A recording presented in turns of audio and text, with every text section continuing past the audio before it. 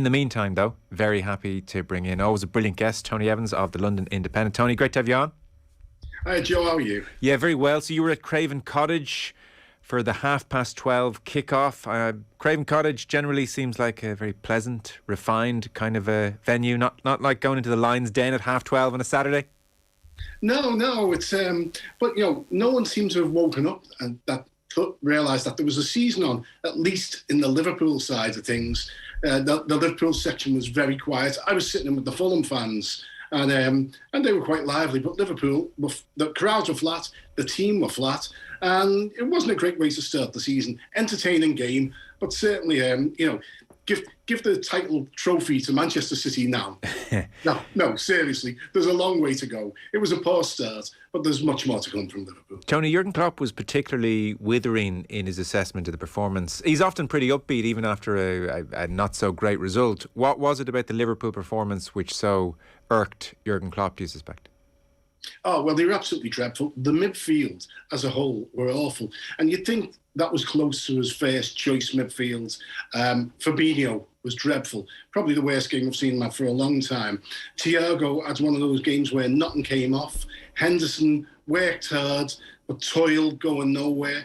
And, when you consider how well Liverpool had played the week before in the Community Shields, the drop-off was amazing. Fulham plays well and also tactically, worked out a way of isolating Trent Alexander-Arnold and making sure the ball didn't get to Mohamed Salah often enough. But really, it was the midfield. They were overrun, and they were, the Liverpool midfield is generally there to provide balance. And it's not the creative hub of the side. That's the wing-backs. We all know that. But really, normally what they do is stop the opposition playing, and they let Fulham have the ball. Because Klopp said afterwards, all the boys, as he calls them, the boys wanted to play well and they didn't. We'll get to the bottom of it. We'll get to the bottom of why. I mean, it's hard to think it's an S&C situation that, like, there's a fitness concern at this stage. You wonder if, I don't know, is there a degree of complacency? Feels like a very harsh thing to throw at this group, but more just the demands of the last number of years, whereby you think of how many huge games this group have played in and played brilliantly in, and suddenly they're at Fulham and they're better than Fulham, but damn it, Fulham have all this enthusiasm and energy that a newly promoted side does, and it's just hard to muster those reserves again. Oh, yeah. I mean, there is an element of that. And you look at Thiago, he's 31 now. He's injury prone. And, it's going to be difficult seeing them get a full season out of him. Henderson is into his 30s. And there's a little bit of age creeping in the midfield. And the youngsters, at least not yet, haven't stepped up to the plate in that area. But I also think it's, we've got to allow this group of players who've been absolutely fantastic. We're talking about 5 years when they've been relentless. Klopp's mentality monsters. We've got to allow them a bad game or two every now and then. Our fan base, Liverpool fan base, is among the biggest bunch of bedwetters of any Premier League group of supporters. And, and there's always hysteria. Well, you know what? It's early days, and a draw at Fulham mightn't be such a bad result come the end of the season. I think it's this season of all seasons is going to be a very peculiar one with the break for the World Cup and a lot of players coming back from Qatar. We're tired, I should imagine. The second half of the season is going to be a lot of injuries, I would expect, because the workload the players are given is relentless. So anything could happen. And the one thing I've learned in my fairly long football watching career is not to judge a season by a game in August. You can expect now to see bedwetters in the headline of this piece, I suspect, Tony, just giving you a fair warning now. Can they keep being as relentless as ever? Because it does feel in some respects like Liverpool have to go at breakneck speed and near their maximum to keep pace with the Manchester City juggernaut, which maybe more so has that ability to drop down to fifth or fourth gear and cruise through a game and win 2-3-0. Not that Liverpool don't do that as well, but it does feel like they have to be more on it to keep pace with the City juggernaut. Well, yeah, definitely, because, it's unprecedented. No club, even Chelsea at the Abramovich peak, didn't have the financial power that City have. And, City fans don't want to hear it, but this is a nation state product, really. It's the flagship of Abu Dhabi. It's not just a football club with normal owners, and we've got to take that into account. But having said that, when you've got a team where he didn't play well on Saturday, but Alexander-Arnold is a fantastic player, one of the best in the league. Salah. I expect Salah to have an outrageous year, even though Fulham doubled up on him an awful lot. He still scored and he still looked dangerous. He wasn't at his best. He wasn't anywhere near his peak, but he was still fantastic. And I expect him to come somewhere close to scoring 30 goals this season. He hasn't got a World Cup. He'll have 6 weeks of rest. So I'm expecting something special from him. And you look at the defence is fairly solid. There's both wing backs are good players. We've got a platoon at centre half, led by obviously Virgil van Dijk, and I think there's going to be some chopping and changing in the midfield. But one, Nunes up front is going to be a massive addition. It's the impact of him and Haaland is going to be fantastic on the Premier League this season. So I think, yeah, you're right. They've got to keep that level at a ridiculously high sort of consistency to challenge City. But it's tried and tested. A couple of them have shown signs of wear and tear. But then again, Milner come on at the age of 36 and he was excellent. So, it's, there's still some gas left in the tank with Klopp's Liverpool. Yeah, he is a freak of nature, Milner. We're not going to know until the season transpires and we're one game in. So again, I would be loath to make any grand predictions. Ultimately, I do think Liverpool will have a very good season again, but the more you think about just the flatness of that performance, it was such a heartbreaking season for them in many ways. Think how much they put into it on both fronts, and then to end up with just the two lesser trophies. And the parade through the city is a wonderful thing, and they all, it's almost like a 24-hour rejuvenation for the team. But then the reality of getting back and having to go again, and oh my God, City have signed Haaland. It's just going to be fascinating to see if they can somehow rev themselves up to go again. Some of the older players in particular. And again, we're not going to know until it all transpires. You suspect they'll be okay and they somehow will dig deep and go again. But there's just a slightly nagging concern I think people have. Yeah, I'd be stunned if they get very flat, and certainly I'd be shocked if they weren't challenging for the title. I think they will be. But, Klopp is a great motivator. He's brilliant with dealing with people. A lot of the managers. The one thing players always say about managers, they can work in the first year. They can inspire players in the first year, but you can't. You've heard it all before.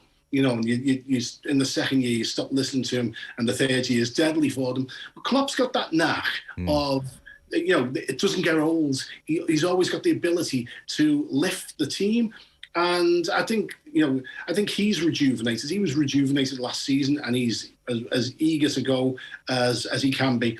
COVID hit him hard. He lost his mother. He hated the empty stadiums. And I didn't think he'd be Liverpool manager. Sort of 18 months ago, I thought he'd walk away from it. But he's back. He's full of energy. He's bouncing. And when he's got energy, the team has energy. Yeah, it was a poor performance at Craven Cottage, but they'll be back. I think. At Anfield will be fired up. It's very different. 8 o'clock on Monday, next time they play, the place will be buzzing. My view is the best thing you could do for atmosphere is always give everyone in the crowd, who's of age, of course, 3 pints, and that makes it lively. You didn't get that Fulham, you will get that at Anfield, and I think we'll see the way this team has always fed off the crowd and lifted the crowd. It was like a closed circuit of excitement there. I think we'll see that start to kick in again. And I'm it's over the years, people have said I'm an extremely pessimistic Liverpool fan. But you know what? I think it's hard to be pessimistic about this lot, given their achievements, given who the manager is. And I think it's going to be a good season, no matter what happens. Yeah, I dare say you're right. They've earned the benefit of the doubt. Just looking at the midfield option, because Klopp has, with a slight hint of annoyance, been talking about the midfield situation, given the injury crisis at the moment. And he said after the Thiago injury, I know what's going to come up now. It's clear. We said we don't need a midfielder because we have enough. and we actually have enough. But the problem now is we get punished for something that's not our responsibility, because things like this can happen. And I take the point about it's not our responsibility. At the same time, you probably have to bake in injuries when you're formulating a squad for the season. So of their midfield options, they have 9 players who can take those 3 midfield positions. And there's just this sense that there's not enough maybe players in their prime years. So 3 of them are 21 or younger.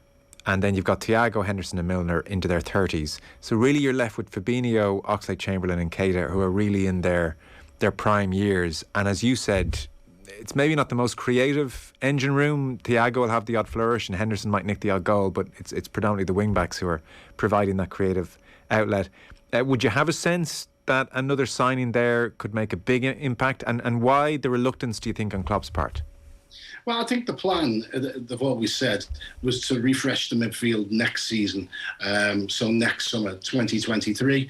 And they don't really want to be pushed by an injury crisis into buying someone who they're not completely and utterly taken with.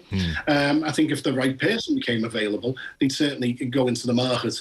And I would not be shocked. I mean, there's been a lot of talk about Nunes from Sporting Lisbon, but no one credible has mentioned him to me as a possibility.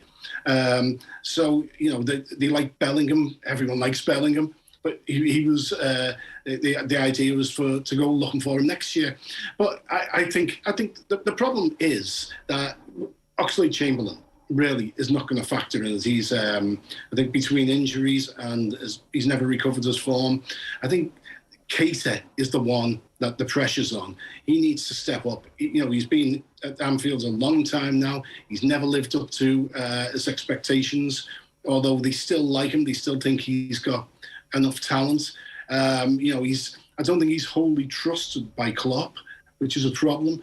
And Fabinho, we know he does his stuff. He just did it badly at Craven Cottage. But most of the time he'll be good enough. I think it needs the likes of Curtis Jones to step up really and prove himself this year. Now's his time. He should get his opportunities. Hopefully, he won't be too badly injury prone this season. But I always think the least important part of Klopp's Liverpool teams has been the midfield 3. Least important part creatively. The most important part in giving a balance, closing down people. This is a midfield. And, for ages, I had a problem. Every time I saw Klopp, I'd say, what's your best midfield? What are you doing with your midfield? I don't understand it. And then the penny dropped. I was thinking of a traditional midfield where they get up on the edge of the opposition's box, shoot, all get between 5 and 8 goals a season, ideally. Liverpool's midfield under Klopp hasn't been like that. It's been, Henderson slot in, fill the space when Trent goes forward. It's like cover them, press the opposition, put them in a position, the opposition ball carriers, in a situation where the Liverpool forwards can press them as well. And it's kind of creativity is almost the least of what was expected of the midfield. So obviously it changed a little bit when Thiago come in, but I would expect to see the same sort of thing. The least important department is the midfield. What shape do you think the front 3 will take over the season, Tony? I think we're going to see a lot of Nunes in there. I think he's absolutely fantastic, and I love the fact that he gives them some physicality, which they lacked a little bit. He gives them everything Origi give them as well, with added speed, clinical in front of goal, and a good touch. God love Origi. He was great, and he did some wonderful things. But sometimes he had the look of a blunt instrument. I think Nunes has got that sharpness about him. And so I think we're going to see, obviously Salah and Diaz and Jota will be the other 2 in that. I think we'll see less of Firmino as the season goes by. Yeah, I've reading a few pieces. It seems Firmino's form, where you could put it at patchy or inconsistent at best. What's your reading? What's going on there? Yeah, he's he's never. Well, I was going to say, he's really one of those players who stands out as a goal scorer. Yeah. You know, he does a lot of the donkey work. He did a lot of the pressing, and he links the play and the movement, creates space by moving out. But his pressing was certainly on Saturday and towards the end of last season was less effective than I've ever seen it before. His goal scoring, he's subverted his own game for the team. But I think the team is coming past that, and I think when you've got the big physicality of Nunes in there, I think that will make a huge difference. And I think he'll become more of a substitute, a squad player, one who's slot in and out when there's injuries, rather than part of that. For so long it was that front three, wasn't it? Salah, Firmino, and Mane. I think it's going to be less like that. I think it's going to be Salah, then Nunes, and then one other. The next question is a real whisper it quietly, because it could look very foolish down the line type. We had Pat Nevin on last night. He's with us generally every Monday to review the weekend's football, and he's just still not so sure Van Dijk has ever returned to the player he was pre-injury. You're often at the stadiums a lot. Sometimes you get a better feel for things when you're seeing players in the flesh. What's your sense of Van Dijk? Yeah, I think Pat's very right. On that, I don't think he is the same dominating presence he was before the injury, but he's not that far off. Yeah. He's you look at him and you say, well, he's not the colossus he was, but he's still pretty damn big. And he's still very, very good. I mean, he had a very tasty physical battle with Mitrovic on Saturday, which was great to see. Love a bit of physicality in those things. And he shaded it really until he got tricked by Mitrovic to in the area and give away the penalty. So I mean, I think he's brilliant as well at talking to the people around him, marshalling the defence, creating a bit of order when things get chaotic. And that's the thing that that you don't lose that part of your game when you come back from injury. Yes, he mightn't be as physically imposing as he was and as quick as he was. But as I say, he's still the best centre half in the league, without a doubt. And while I agree with Pat on most things, and I agree with him on this, he isn't exactly the same player as he was before. But the drop off is not so pronounced as worrying too much. Yeah, when you're starting from that high level, you can probably afford a slight drop. Alexander-Arnold, the subject of much criticism for the Mitrovic goal.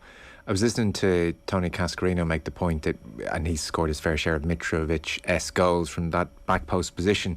He was saying what you want a defender to do there is just to back into you, stand tall and back into you, and it puts you off getting your head in the ball in the way you'd like. And as we've seen, Alexander-Arnold cowers a touch, and it's a bad look for a player whose defensive capabilities have been much questioned.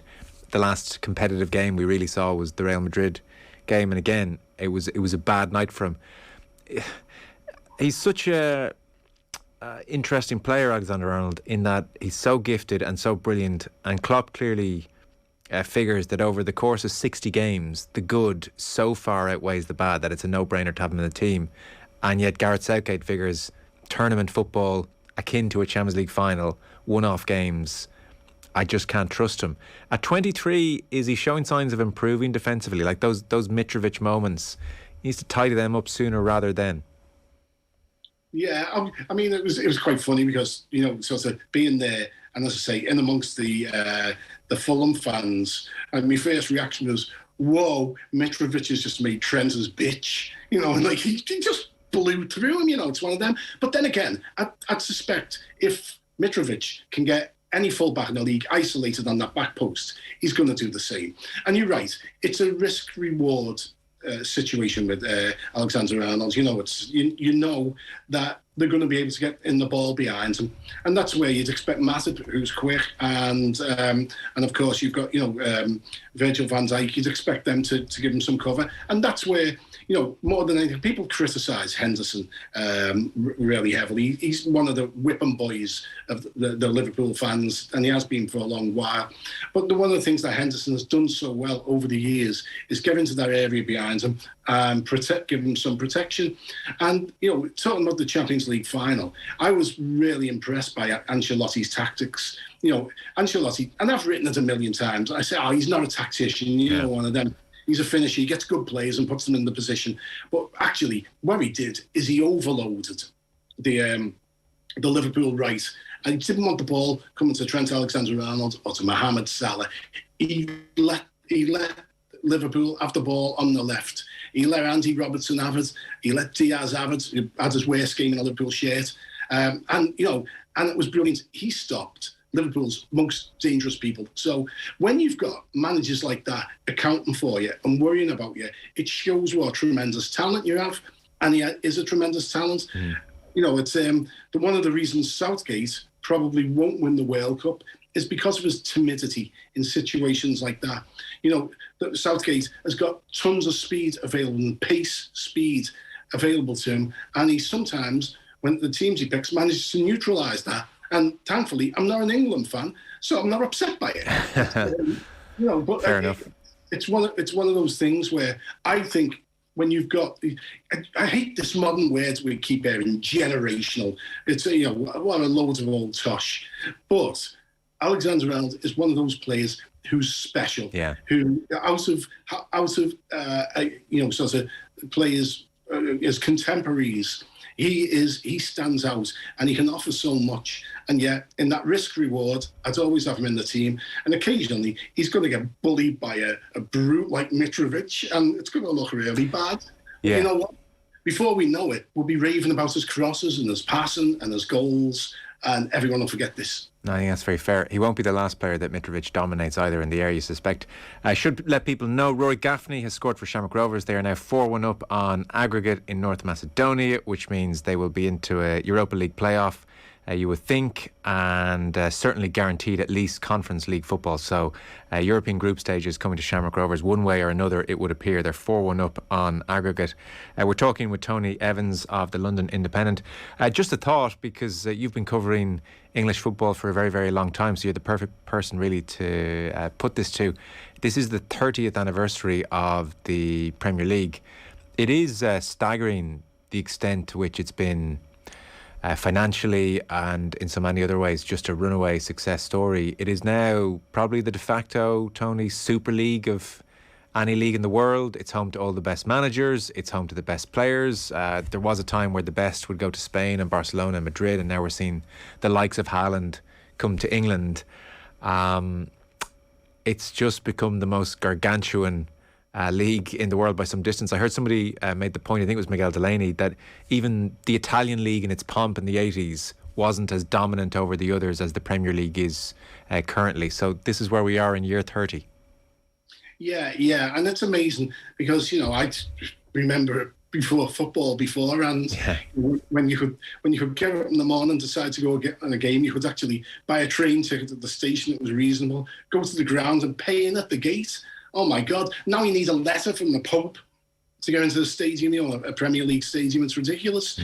It's brought so much good. And most people actually watch football now through the television, whereas before the Premier League, most people watched it. Watching football went live, and so it's brought the game to a lot of people. And the stadiums are safer. The standard of football is superb, and so you can't really argue with it. I think the developments in the past decade, maybe say 20 years, that were kicked off by Abramovich at Chelsea and taken further by Mansour at Chelsea, have been, I think in the long term, we'll look back and we'll say that's been a negative thing for the game and for competition, and the concentration of talent in fewer and fewer teams is actually disturbing because it's anti-competitive, and so I mean, I hate the idea that there's the big clubs have always won. It's natural. The clubs with the most money have always won, but the way it is, fewer and fewer teams get the opportunity to compete for the Premier League. That's why I'm kind of open in a year like this, where unprecedented, a World Cup and a long break. and a lot of Manchester City players and Liverpool players will be going to the World Cup. I'd love to see someone come from nowhere and win it. I'd love to see someone do a Leicester, although Leicester have plenty of money pumped into them, and perhaps the fairy tale element of Leicester has been oversold to us all, over the years. I'd love to see someone come from nowhere. It's probably won't, but as I say, you get to a situation where the same teams are winning it, and the fact that if it wasn't for Liverpool, City would be winning it 5 times in a row. They could be winning it 3 times in a row, which United did, and obviously United were dominant.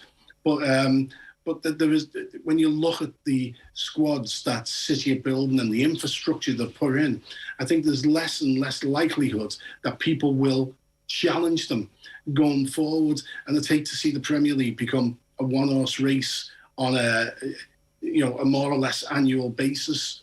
So there's been much good, and we see the best players in the world, and I can't help thinking I saw the best of it. But football in the sense of on the other hand, I also saw some of the worst of it. So I think yes, it's been great. Let's hope it is great, but I suspect we'll have to have tighter regulation, and we'll have to have some changes in the way we approach the game if we're ever going to have the Premier League that we deserve, which is a competitive, exciting one, rather than something of a procession behind Manchester City. Yeah. I think this particular period maybe looked back on as the Wild West, the financial chicanery, and maybe they can get on top of that over the coming decades. But Tony, thank you for the time being. Much appreciated. Always a pleasure. Cheers.